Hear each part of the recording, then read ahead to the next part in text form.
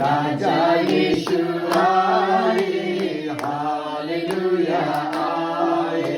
शैतानलाई जित्नको लागि राजा यीशु आए, शैतानलाई जित्नको लागि राजा यीशु आए। यस संसारमा पाप र दुःख हुन्छन् धेरै धेरै, यस संसारमा पाप र दुःख हुन्छन् धेरै धेरै। सत्य शान्ति दिनलाई राजा यीशु आए, सत्य शान्ति दिनलाई राजा यीशु आए, राजा यीशु आए।